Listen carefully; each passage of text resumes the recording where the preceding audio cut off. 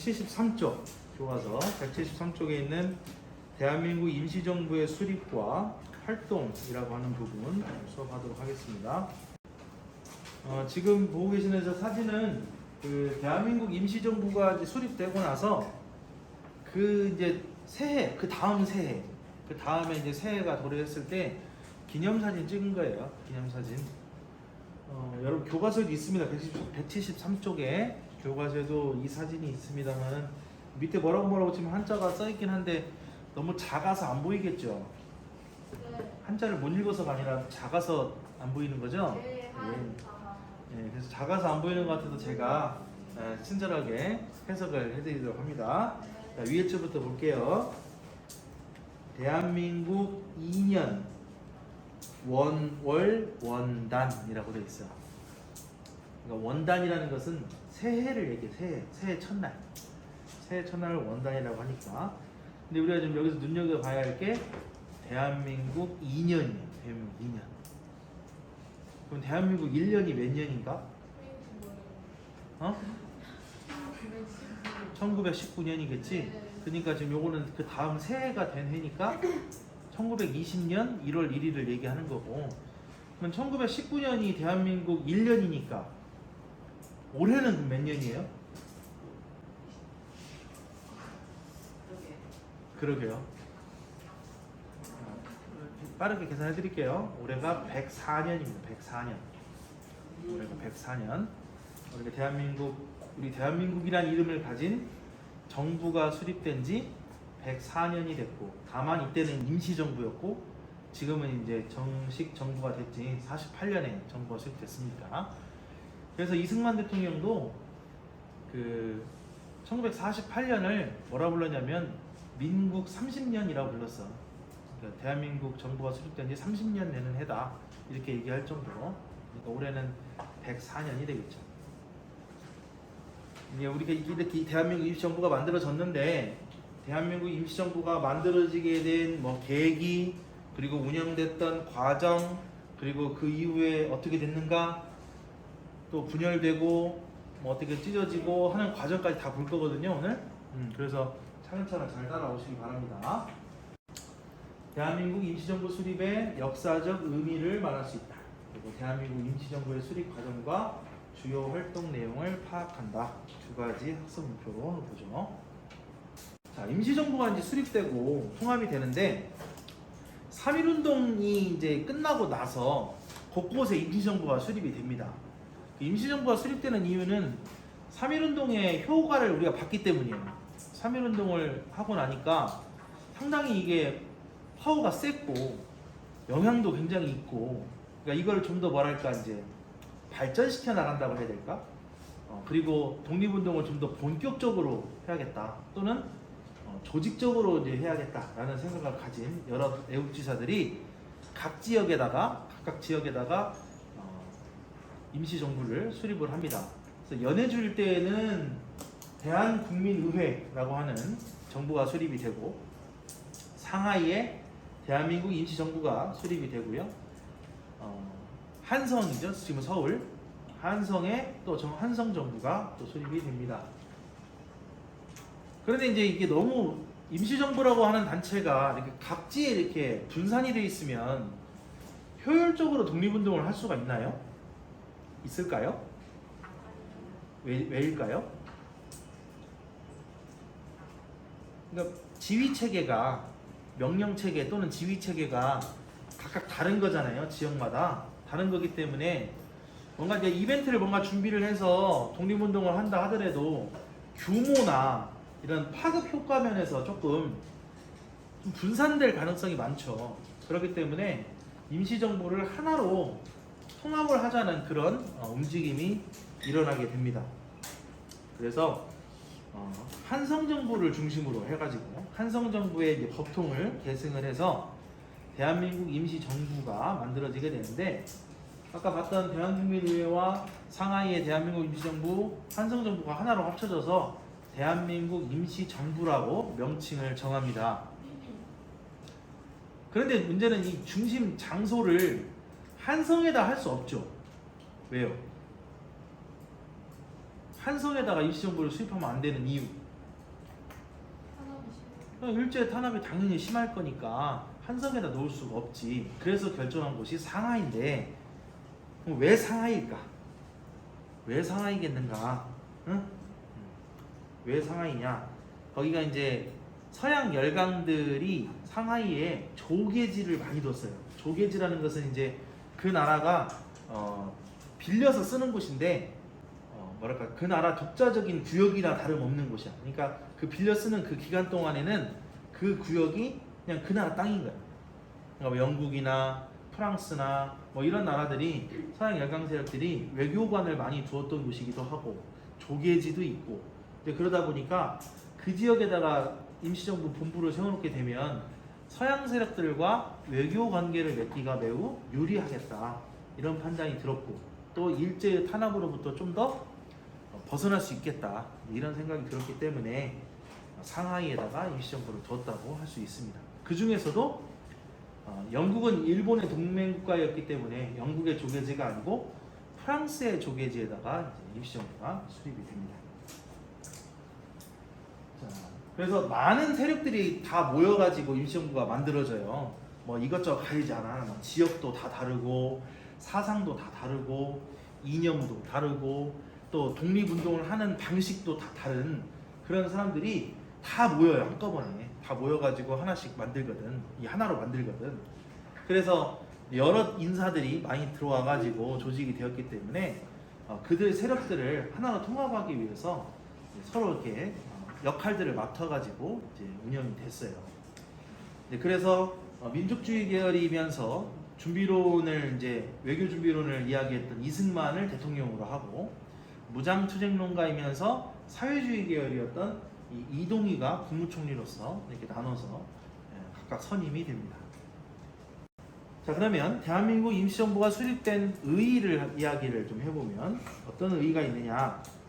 일단 3.1운동에서 이제 민족들의 열망이 폭발되어 나타났잖아요. 3.1운동에서 우리가 독립을 원한다라는 이런 내용이 폭발되어 나타난 것에 결실을 이제 맺게 되었다고 봅니다.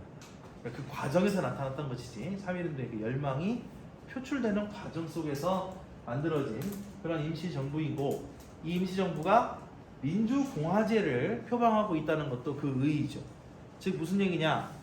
이 대한이라는 이름을 가진 나라의 이름이 이때가 처음은 아니잖아요. 대한제국이 있었어. 대한제국이 있었다가 대한민국으로 바뀌었다는 것은 나라의 주인이 황제에서 누구로 바뀌었다? 국민으로 바뀌게 되었다. 그래서 황제의 나라에서 국민의 나라로 전환되었다는 것이 바로 그 큰 의의라고 볼 수 있고요. 민주공화제이면서 이 삼권이 분리되어 있는 그런 나라로 구성이 됩니다. 우리 사회 시간에 배웠겠지? 삼권 분립이 뭔지? 네. 뭐예요? 입법부, 사법부, 행정부 세 개가 분리되어서 각자 독자적으로 독립되어서 운영이 되는 삼권 분립에 따라서 정부가 구성이 되었고요. 그래서 오늘날의 대한민국 정부가 수립되는 그 첫걸음이라고 할 수가 있습니다. 아까도 얘기했지만 다양한 세력들이 참여했다 했어요. 지역도 다르고 이념도 다르고 독립 노선도 다른 사람들끼리 모였다 그랬어. 어떻게 달랐느냐? 일단 지역은 이제 중국 관내에서 활동하던 사람들 또는 연해주, 그다음에 미주, 국내뿐만 아니라 여러 이제 세력들이 다 이제 모였다. 이념적으로는 민족주의 계열도 있고 사회주의 계열도 있더라. 이렇게 나뉘었고 독립운동 방식으로는 무장투쟁론, 실력 양성론자들 그리고 외교론자들 이렇게 모여가지고 만들어진 게 대한민국 임시정부라고 할 수 있습니다. 지난번 수행평가 때 여러분 뭐 어떤 노선을 택하시겠습니까? 라는 노선에서 다 세 개 봤었죠? 그 사람들이 다 모였다는 거예요. 근데 이렇게 많은 사람들이 전체가 다 모이게 되면 장점도 있지만 단점도 있겠지. 먼저 장점부터 보자. 어떤 장점이 있을까? 여러 그래 계속 얘기해봐. 여러 뭐 거기까지만 얘기하고 안 해. 이렇게 많은 세력들이 모여. 그러면 어떤 장점이 있어?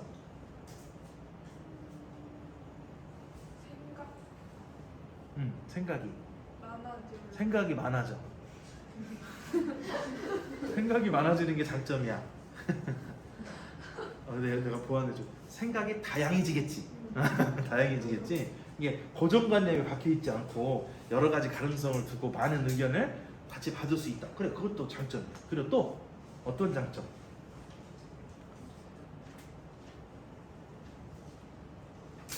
일단 규모가 커지겠죠. 많은 집단 세력들이 모이니까 이제 외연을 확장할 수 있는 이제 그런 여지가 있잖아요. 그러니까 많은 세력들을 더 많이 이렇게 끌어들일 수 있는. 왜냐면 모두 다 있으니까 공통점이 있을 거니까 이렇게 끌어들일 수 있는 그런 것도 장점이라고 할 수 있지. 그러다 보면 뭐 이렇게 독립 자금 같은 것도 잘 모일 거고 더 많이 모일 거고 그런 여러 가지 이득이 있을 수도 있겠죠.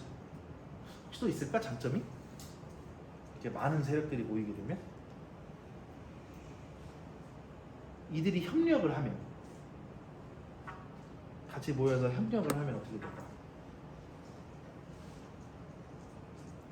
사실 우리가 지난번에 여러분 글 쓸 때 무장투쟁 할래요? 실력 양성할래요? 외교 준비할래요? 했지만 사실 셋 다 하면 안 돼? 셋 다 한꺼번에 해도 되잖아. 꼭 한 가지만 내가 한 가지만 정하려고 했으니까 여러분이 하나 정한 거지. 그 중에서 두 개를 내가 더 동시에 진행할 수도 있고 셋 다 같이 할 수도 있잖아요. 다 뭔가 다 장단점이 있을 거니까 세 노선 모두가. 그러니까 이 사람들이 다 모여서 뭔가 활동을 하게 되면 여기서도 한 건 하게 되고 여기서도 한 건 하고 여기서도 한 건 하게 되는데 이게 다 서로 연관성이 있어서 시너지 효과를 낸다? 그럼 뭔가 좀 더 빨라지지 않을까? 효과적으로 진행이 되고 그러지 않을까? 물론 어렵겠지만 장점으로 이제 본다면 그렇다면 그래. 단점은 뭘까? 그치, 대립이 좀 이루어질 수 있겠지. 의견 충돌 뭐 이런 것들이 있을 수 있어. 그리고 아까 우리는 다양성 뭐 이런 거 얘기했지만 좋게 얘기해서 다양한 거지. 안 좋게 얘기하면 분산되는 거야. 이렇게. 그러니까 집중이 안 되는 거지. 한쪽으로 집중이 안 되고 막 여기저기로 이렇게 분산되는 관심이 좀 분산되고 노력들도 분산되는 그런 형향도 있겠죠. 싸움도 일어나고 그런 단점들이 있겠죠. 뭐 이런 거요. 외교를 더 중요하게 생각하는 사람들 같으면 이제 사람들 설득할 때 그러는 거야. 야, 우리가 독립을 하려면 지금 우리들만의 힘 갖고는 안 되니까 이 외국의 힘을 좀 빌려서 외교 방법을 통해 가지고 그들의 좀 힘을 좀 얻어 가지고 독립을 해야겠다. 그러면 무장투쟁론자들이 아니 그렇게 하면은 우리 힘으로 독립을 해야지. 그렇게 하면은 또 다른 세력을 또 끌어들이는 것밖에 더 되냐. 일단 가장 효과적인 게 그냥 들이받는 거야. 우리 같이 무장 투쟁합시다. 이렇게 주장을 해. 그러면 이제 실력 양성자들 옆에서 그러니까 우리가 싸워야 되는데 일단 우리 힘이 부족하잖아. 그러니까 이제 우리가 힘을 좀 길러가지고 실력을 양성해서 이제 그렇게 이제 무장 투쟁도 하고 해야지. 그러면 이제 외교론자들이 그러니까 우리가 힘이 부족하니까 일단 외국한테 얘기를 해서 좀 하자니까. 그러면 무장투쟁자들 또 그걸 또 어느 세월에 또 그러고 있냐 또 하면서 또 막 얘기하고. 그러면 이제 실력 양성자들은 독립을 장기적으로 봐야지 어떻게 한꺼번에 번개불에 콩고 먹으려고 또 그러냐. 그러니까 또 이제 외교론자들이 그러니까 외국을 좀 빌려다가 서로 이렇게 무한 루프 도는 거예요. 이렇게 계속 이렇게 싸워요. 이런 식으로 이제 분열이 일어나기도 하고 이제 그랬다는 거겠지. 그러니까 다양한 세력들이 모였다는 것은 뭔가 이제 외연이 확장되고 뭔가 다양한 생각들을 서로 주고받을 수 있는 그런 배경이 된 것은 좋은 일이지만 이렇게 의견 충돌이 일어날 수 있다는 것이 어떻게 보면 단점으로 작용할 수도 있겠지. 어찌됐든 이렇게 임시정부 세력들이 이제 모여서 이제 뭔가 활동을 하겠죠. 그래서 이제 어떻게 활동을 했는가를 이제 살펴보면 일단은 뭐 이게 뭐 대놓고 독립운동을 하기는 또 어려운 상황이니까 비밀 조직을 이제 구축을 해서 국내에 있는 세력들과 서로 이제 소통을 해서 협력하는 그런 구도로 가야 되니까 이제 비밀리에 조직이 됩니다. 연통부와 교통국이 조직이 되는데요. 연통부가 이제 주로 했던 일은 이제 법령이 새로 만들어진다든지 아니면 공문이 만들어지면 이거를 국내로 이렇게 전파하는 그런 역할들을 했던 그런 단체예요. 교통국도 마찬가지고 통신기관으로서 뭐 전달해야 될 소식이 있다거나 아니면 또 국내에서 받아들여오는 뭐 정보를 수집을 해오고 또 이걸 또 분석을 하고 이런 일들을 했던 게 이제 교통국인데 교통국이 또 했던 일 중에 하나가 독립 자금을 또 모금을 하는 거였습니다. 그래서 이제 임시정부에서는 자금을 모으기 위해서 회사도 운영했어요. 회사. 그러니까 회사를 운영한다는 게 그러니까 회사를 만들어서 국내에 이제 위장 컴퍼니 회사를 페이퍼 컴퍼니를 만들어 놓고 거기에서 이렇게 국내 정보를 입수해가지고 이렇게 이쪽으로 전달해 주는 그런 거보다 생각할 수도 있겠는데 실제로 운영되는 회사예요. 실제로 운영되는 회사. 그러니까 물론 정부도 수집해. 그 회사 운영하면서 국내에서 회사 운영하면서 정부도 수집하지만 실제로 돈도 벌어. 그 돈도 벌어가지고 이제 독립자금으로 이제 활용하는 거지. 그런 회사들도 만들어서 했는데 그런 회사 중에 하나가 이륙양행이라는 회사예요. 이륙양행. 그래서 그 이륙양행의 안동교통국에서 많은 활약을 했다고 알려지고 있습니다. 그리고 이제 그 자금을 마련하기 위해서 어떤 일들도 했나? 독립공채를 발행하기도 하고요. 독립공채. 그리고 의연금을 이제 모금하는 활동을 합니다. 의연금. 독립공채라는 게 뭐냐면 우리가 이제 정부에서 대한민국 임시정부에서 채권을 만들어요. 그래서 이 채권을 팝니다. 채권을 팔면 돈이 있는 사람은 이제 돈을 주고 그 채권을 받아요. 그럼 이 채권이 뭐냐 도대체? 이 사람이 이 채권을 들고 다시 찾아가서 내 돈 다시 주세요 그러면 다시 줘요. 이게 좀 독립공채는 어떤 목적으로 만들어진 거냐면 우리가 독립운동을 하기 위해서 돈이 필요하니까 독립공채를 발행합니다. 이걸 좀 사주세요. 우리가 독립이 돼서 정부와 수립이 되면 다시 돌려드리겠습니다. 이런 거. 그러니까 언제 받을지 몰라. 기약이 없는 채권이 어떻게 보면. 그럼에도 불구하고 이 채권을 산다는 것은 뭐냐면 그냥 이렇게 지원해주겠다 지금 그런 의미겠죠. 그래서 뭐 미국에다가도 공채가 발행되기도 하고 중국에 발행되기도 하고 그렇습니다. 교과서 174쪽을 보시면은 독립공채가 있어요. 사진으로. 중국과 미주 지역에서 발행된 독립공채인데 위에 있는 것이 중국 거고 아래에 있는 게 미주 지역 거거든요. 그래서 이제 중국 거는 이제 1,000원짜리고 1,000원짜리. 그다음에 미주 지역에서 발행된 것은 50달러짜리 공채예요. 이런 거를 만들어서 팔아서 자금을 마련하기도 했고 또 의연금을 모금을 의연금 모금 받아가지고 그걸로 또 자금을 확보하기도 했었습니다. 자, 대한민국 임시정부가 했던 외교 활동 같이 또 보도록 할게요. 대한민국 임시정부가 설립됐던 초기에는 일단 서양 열강 세력들한테 우리 대한민국 임시정부가 만들어졌다는 걸 알려야 되고 또 그들로부터 뭔가 이제 승인을 받아야 그래야 이제 공식적으로 활동을 할 수가 있으니까 그리고 이제 독립에 대해서 그들의 이제 지원을 또 받는 게 목적이었기 때문에 외교 활동에 좀 더 주력했다고 볼 수 있어요. 일단 그 신한 청년당 소속으로 파리 강화회의에 파견이 됐던 김규식을 우리 대한민국 정부 소속으로 이제 임명을 하면서 거기서도 이제 우리 대한민국 임시정부에 대해서 알리기도 했고 또 여러 이제 국제 회의에 많은 대표들을 보내서 우리가 한국인들이 독립을 좀 하고자 한다, 독립을 하려고 하는 열망이 크다 이런 것들을 이제 세계에 알리려고 노력을 많이 했습니다. 또 미국에다가는 구미위원부라는 또 부서를 만들어서 또 미국과의 외교 관계에 좀 더 또 집중하기도 했고요. 이제 그 결과 어떻게 됐느냐? 일단 중국의 중화민국 당시 이제 혁명 정부가 수립이 되잖아요. 순원의 혁명으로 인해서 신해혁명 이후로 만들어진 혁명 정부가 우리의 독립을 지원해주기로 약속을 했고 소련의 레닌도 우리에게 자금을 좀 많이 지원해주기로 했습니다. 소련이 우리를 지원해주는 것은 뭐 때문일까? 그들이 이제 정책 때문이요. 사실 어떻게 보면 그 민족 자결의 원칙이라고 하는 것을 제시하잖아요. 그 이제 일환으로 우리 식민지를 이제 지원해주겠다, 독립을 지원해주겠다는 약속을 소련이 했기 때문에 그래서 아마 지원해주지 않았나 싶어요.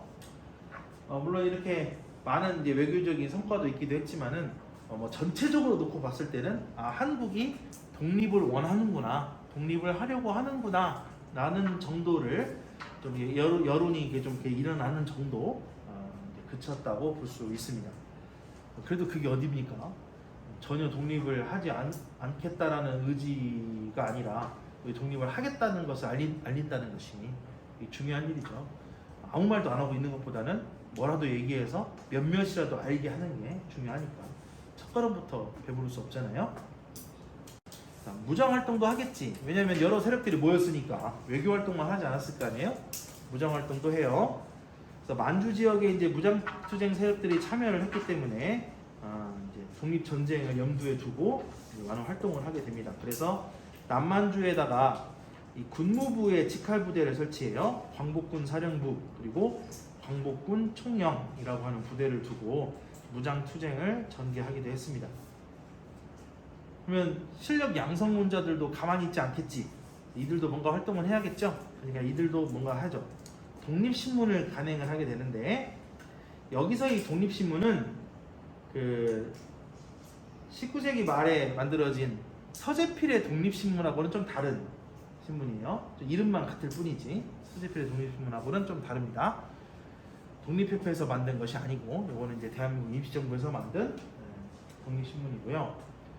그다음에 이제 그 임시사료편찬위원회를 만들어서 그동안 일제가 우리 민족을 어떤 식으로 병합해 갔고 또 그런 침략하는 과정에서 나타나는 이제 불법성 같은 것들을 이제 알리려고 하고요. 그다음에 1910년대에 또 했던 여러 그 폭력적인 그 정책들 있잖아요. 무단 통치 속에서 했던 여러 정책들을 좀 그런 자료들을 좀 모아가지고 일제가 이런 식으로 좀 못되게 통치를 했다, 합정을 저질렀다라는 내용. 그리고 우리 민족이 독립운동을 어떻게 지금 하려고 하고 있다. 3.1운동의 내용이라든지 3.1운동의 성과 이런 것들을 자료로 만들어서 이렇게 편찬을 합니다. 그게 한일관계 사료집이라는 자료를 만들어서 제작을 해서 내놓죠. 이게 각각 이렇게 많은 이제 그 세력들이 자기 노선에 따라서 자기 독립 노선에 따라서 활동들을 했기 때문에 대한민국 임시정부가 이렇게 다양한 활동을 할 수 있었던 거예요. 아까 얘기했듯이. 그런데 다양한 활동을 할 수 있다는 장점도 있었지만 어떤 단점? 서로 이제 갈등이 있거나 대립을 하거나 의견 충돌이 생기거나 이런 단점들이 있다 그랬지. 이게 불거져 나옵니다. 이런 것들이 좀 불거져 나오기 시작해요. 이런 갈등들을 이제 봉합하기 위해서 국민대표회의라는 걸 개최를 하게 되는데, 그러면 국민대표회의가 개최되는 배경을 한번 살펴보면, 일단 연통부하고 교통국이 조직이 좀 발각될 위기에 처해요. 좀 몇 군데가 이제 들통이 납니다. 그래서 조금씩 흔들리고요. 그리고 외교 활동에 대해서 무장 투쟁론자들의 비판이 고조되고 있었습니다. 사실 그 임시정부가 수립되기 직전에 이승만이 이제 썼던 편지가 문제가 됐는데, 이른바 위임 통치론이라고 하는 것이 이제 이슈가 돼요. 이 위임 통치론. 그게 뭐냐면, 그 한국 정부를 국제 연맹이 좀 위임해서 좀 통치를 해줬으면 좋겠다. 우리 독립을 시켜주되, 우리가 독립을 했을 때 좀 뭐랄까 좀 미숙하게 통치를 할 우려가 있으니 국제 연맹이 우리를 좀 위임해서 통치했으면 좋겠다. 일정 기간 동안. 마치 꼭 45년에 그 모스크바 3국 외무장관 회의에서 얘기 나왔던 신탁 통치랑 좀 약간 비슷한 계열의 이야기라고 느껴지는데요. 그래서 이렇게 위임 통치론을 청원하는 청원서를 써가지고 이렇게 보냈다는 것이 나중에 알려지게 돼요.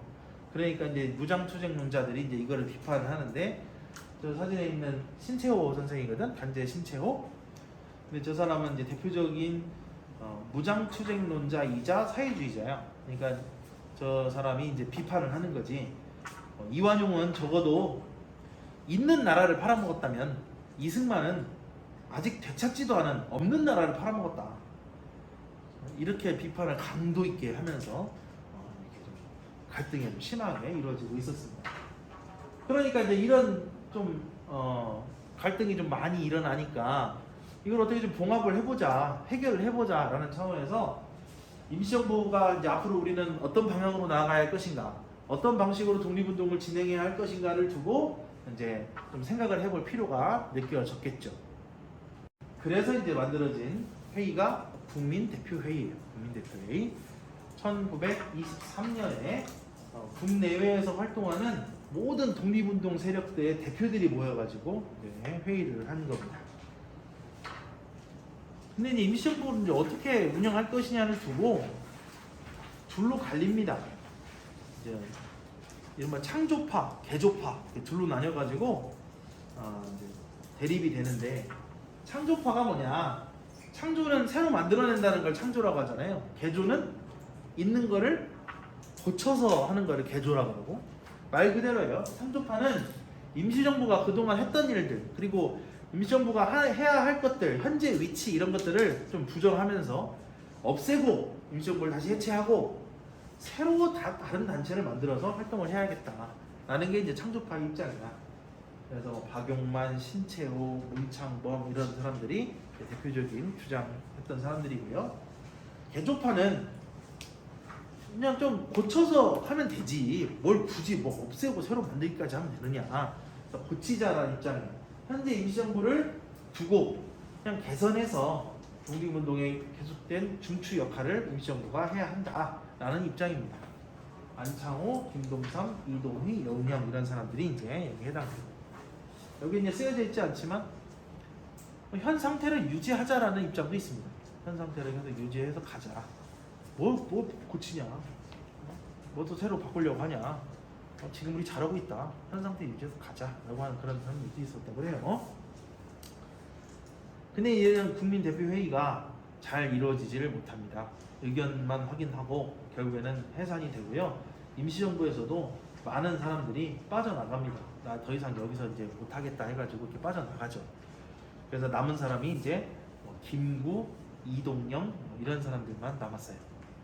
그래서 이제 남겨진 사람들끼리 이제 운영을 해야겠지. 그래서 집단 지도 체제로 이제 운영이 됩니다. 대통령제가 이제 없어지고 이승만이 대통령에서 이제 물러납니다. 이승만은 이제 탄핵당하고요.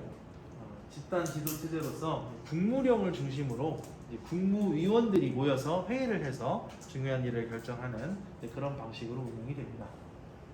이제 그 이후에는 이제 이 임시정부가 좀 위상이 많이 침체되어가는 분위기였어요. 그러다가 이제 김구 선생이 한인 애국단을 조직을 해서 대규모의 무장투쟁 방식을 쓸 수가 없으니까 이제 소규모의 그 의거 활동 중심으로 전환을 하거든요. 그러면서 이봉창, 윤봉길 이런 의사들을 이제 데려다가 많은 활동을 했죠. 그랬더니 이제 윤봉길 의사 의거 이후에 중국 정부에서 임시정부를 많이 이제 후원을 하거든요. 그래서 이제 임시정부가 좀 더 규모가 좀 커졌다고 볼 수 있고 활동도 되게 다양해지고 활동도 활발해집니다. 김구 선생님이 이제 그때부터 이제 활발하게 뭔가 활동들을 많이 하시게 되죠. 그래서 한인 애국단을 조직하면서부터 이제 항일 독립투쟁의 새로운 활로를 개척하려고 했다라고 볼 수 있겠습니다. 그래서 이제 이 이후로는 임시정부에서 군부대도 조직하고 그리고 이제 많은 또 세력들을 또 다시 또 규합하면서 오늘날까지 임시정부가 대한민국 정부의 이제 근원이 되는 그런 역할을 계속 했다는데 이의가 있겠죠. 자, 이렇게 해서 175쪽까지 이야기를 했습니다. 다음 시간에 이제 만나면 무장 독립 전쟁 이야기를 하면서 마무리할게요.